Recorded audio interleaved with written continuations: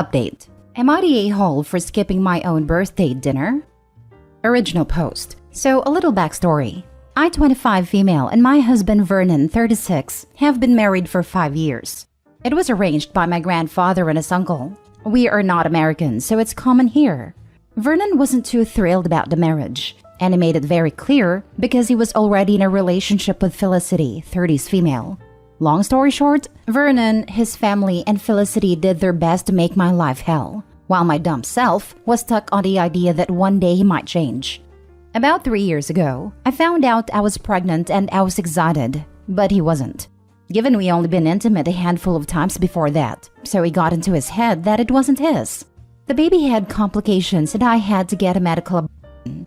Not once did he or his family came to the hospital. And I guess that opened my eyes and I just stopped caring. I stopped trying. Then early last year, he suddenly started caring, coming home early, calling me, bringing me flowers, and it was quite uncomfortable for me. Then he tells me that he's had a change of heart and wants to try to better our marriage because he's developed feelings for me? It's all fishy, to be honestly. I wouldn't trust this man as far as I can throw him. He's been doing these little things, and I just can't help but think there's a joke coming at my expense. Now on to the story. It was my birthday last weekend, and Vernon told me his family was hosting me a birthday dinner. I told him I wasn't comfortable with that, and the last time I was at his parents', they literally told me my baby's complications were my fault, and kicked me out because Felicity was uncomfortable. Not to mention that they haven't apologized, just started acting friendly. I kept telling him no, but he kept insisting. Then he let it go, and I assumed that was that. So I made plans and went out with my mom and cousins, and he starts calling me asking me where I am. I tell him, and he tells me that he's waiting for me. What? Long story short, his family is mad that I skipped, because they apparently wanted to apologize so that we could move forward. And Vernon keeps saying he understands why I did it, but he has been apologizing for everything and nothing. And last night, Felicity called to cuss me out because they left her high and dry, and Vernon wants nothing to do with her.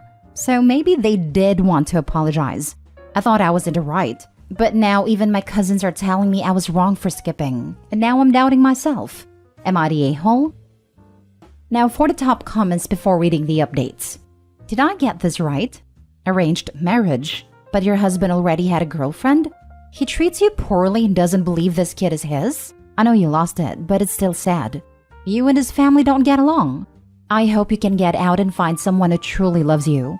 Not a-hole. If it was arranged, that may not be an option. That is what makes this much more sad. Info cause I'm nosy. Why doesn't his family like you, or at least tolerate you, if they are the ones who made the arrangements? Was it that the uncle was the patriarch and his parents felt they had no choice but to go along? Like, what is their endgame? To get you to call quits so it won't be their son's fault the marriage failed? Yes, his uncle is the head of the family and doesn't like Felicity because she's not from our culture.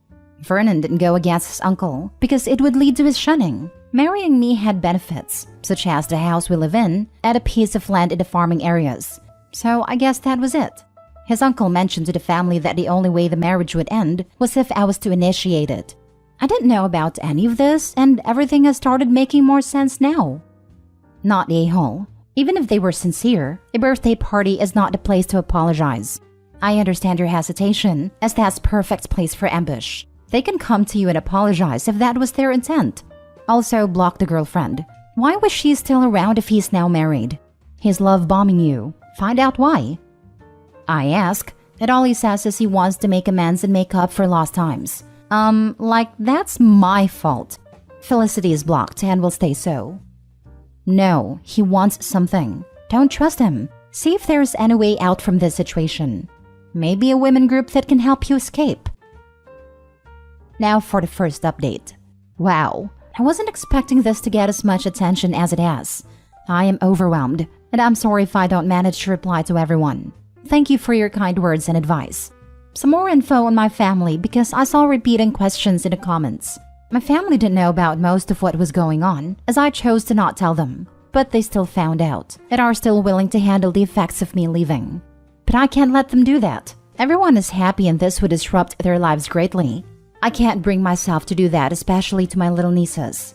A few hours after I made the post, I decided to have a talk with Vernon after I came home from work. It went somewhat okay. I followed some advice and the comments about starting over on my terms. I asked him questions I needed answers to, and he gave me answers. I wasn't completely satisfied, but it's a start. I told him I would give our marriage a chance, but he had to know that he was completely done with Felicity and would be completely on board with this. I told him to stop with the love bombing because it was making me uncomfortable. Told him I would absolutely not be having kids in the near future, and told him I was in no way ready to be his wife and we would continue with our separate rooms. Surprisingly, he was on board with all of this and said that he wasn't a boy anymore and that he was getting older and he needed to sort himself out and make things right.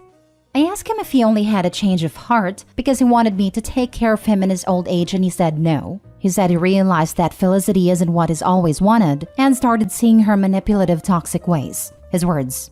He said he was willing to put the house in only my name entirely, as it's currently 40% mine, as a way of showing that he is all in and would mess up if I give us a second chance.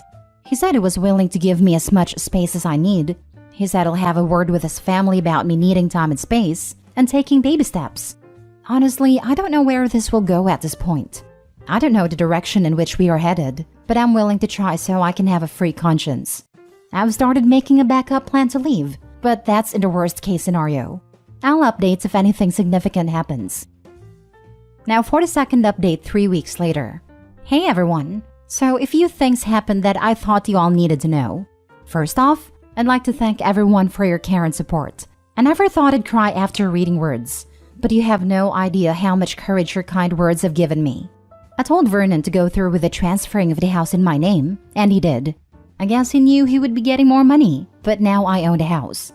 Still, nobody was telling me anything about the 180 change. So I decided to go to Felicity, which is stupid, I know, but she was the only one who was willing to give me any information, since she's spiteful, and I think I got what I needed. It's not much, but it's enough to cement my decision. Turns out, Felicity had her womb removed when she was younger, so she can't give Vernon children, and the whole family found out and turned against her. The uncle has been speaking of retiring, and Vernon has been at war with the uncle's sons to either take over the business or become one of the decision makers, and a child would guarantee that he would be given a large sum of the company's shares that would be in his name and a child's. And since Felicity couldn't give him one, I was the solution.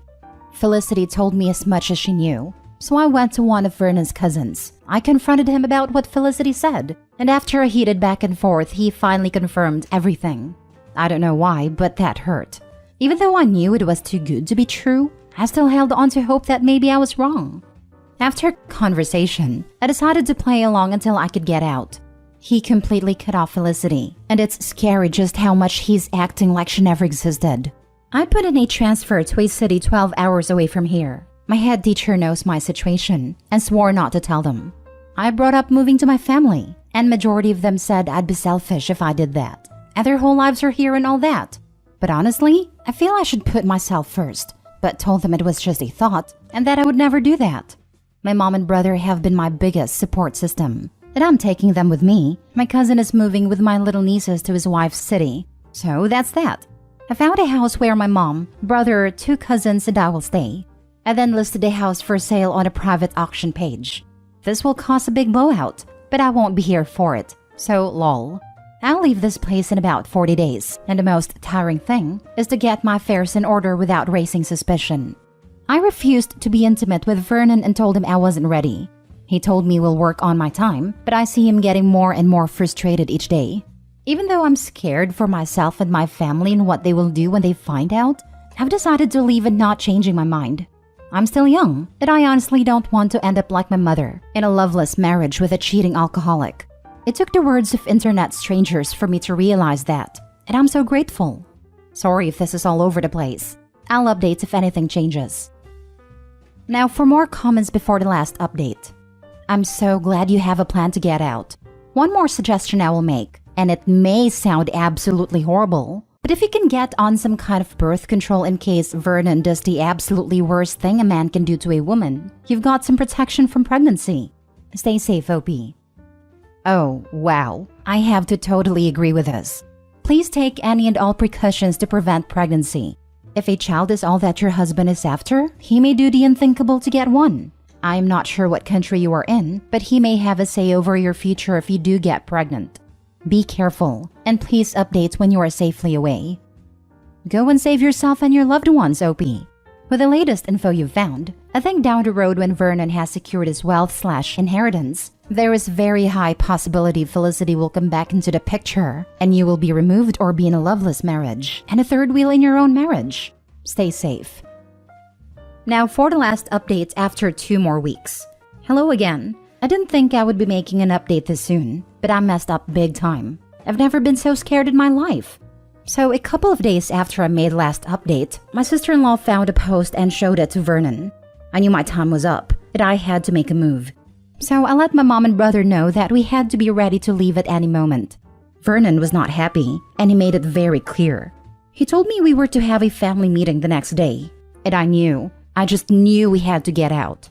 When he went to attend evening prayers, I gathered all important belongings I had and told mom and brother to get ready because we had to leave. I gave them the information they needed to leave in case I didn't make it. We had a meeting in the afternoon and it wasn't pretty. The uncle came, and he was angry that I brought shame to the family with my actions, and everyone took that as a green light. I ended up with a split lip and a dislocated shoulder and a few broken ribs, but at least I didn't go down without a fight.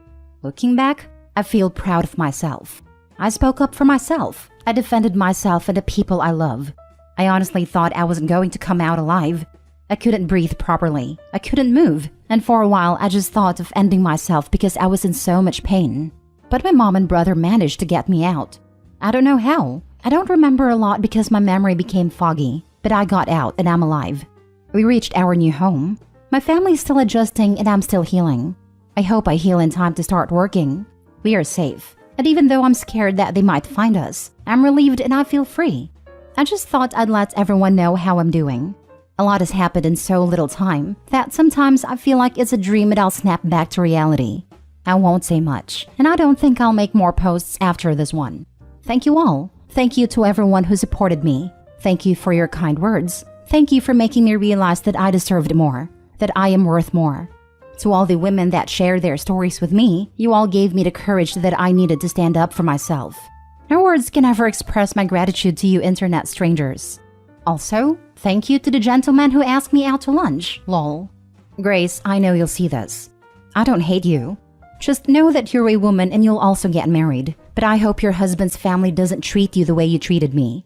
I wish I could be there to see the look on all your faces when the new owner of the house comes and kicks your beloved brother out of his place. I wish you everything you deserve in all your future endeavors. F you, Grace. I hope you and your family get everything you guys deserve. I'm so happy Opie's out and has supportive people around her. Hopefully she never has to deal with ex or his garbage family again. F that entire family. So nice to not have to follow AITA rules about civility, when there's nothing civil that can be said about most people involved in a situation like this. I hope Opie and her family are able to stay safe from those monsters.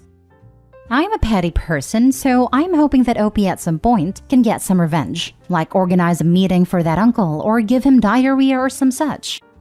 I remember reading that last post and being terrified that this would happen. Like the most dangerous time with an abuser is when you leave, and it's not over. I wish Opie all the best and pray for her safety.